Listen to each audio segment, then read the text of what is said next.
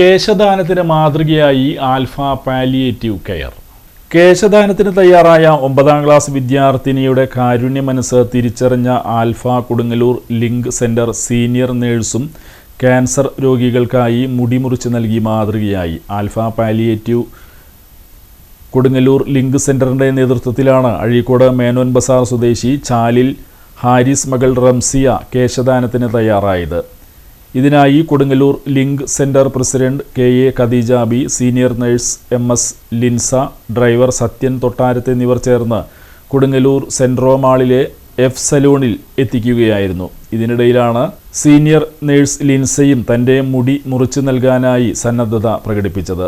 ജീവകാരുണ്യ പ്രവർത്തകനായ അബ്ദുൽ ഹമീദ് മുടി മുറിച്ചു നൽകാനുള്ള ആഗ്രഹം റംസിയ വീട്ടുകാരെ അറിയിക്കുകയും അവരുടെ പൂർണ്ണ സഹകരണത്തോടെ ജീവകാരുണ്യ പ്രവർത്തകനായ അബ്ദുൽ ഹമീദ് ആൽഫയുമായി ബന്ധപ്പെടുകയായിരുന്നു. പ്രസിഡന്റ് ഖദീജാബിയുടെയും ഡ്രൈവർ സത്യന്റെയും ഇടപെടലുകളെ തുടർന്ന് ആഗ്രഹം പ്രാവർത്തികമാക്കുകയായിരുന്നു. എറിയാട് KVHSലെ 9ാം ക്ലാസ് വിദ്യാർത്ഥിനിയാണ് റംസിയ.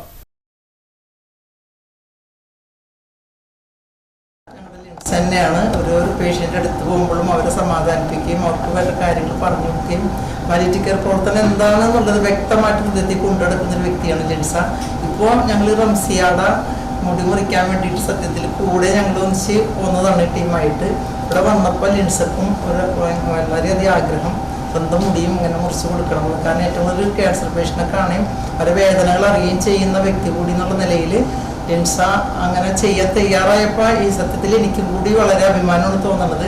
എൻ്റെ കുട്ടികൾക്ക് അങ്ങനെയൊക്കെ തോന്നണമല്ലോ എന്ന് ആലോചിച്ചിട്ട് നല്ലൊരു കാര്യം ലിൻസ ചെയ്യണത്, റംസിയ ചെയ്യുന്നതും അതുപോലെ തന്നെ വളരെയധികം ഒരുപാട് ഈ പ്രായത്തിലെ കുട്ടികൾ എന്ന് പറഞ്ഞാൽ മുടിമ എന്തെല്ലാം ചെയ്യാമോ അതൊക്കെ ചെയ്തിട്ടൊക്കെ നടക്കുന്ന കുട്ടികളാണ്.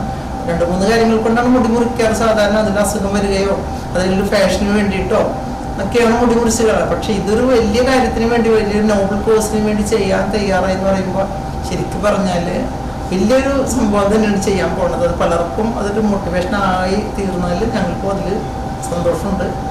അതിന് ഭാഗമാക്കാൻ കഴിഞ്ഞതിൽ ഒരുപാട് അഭിമാനമുണ്ട്.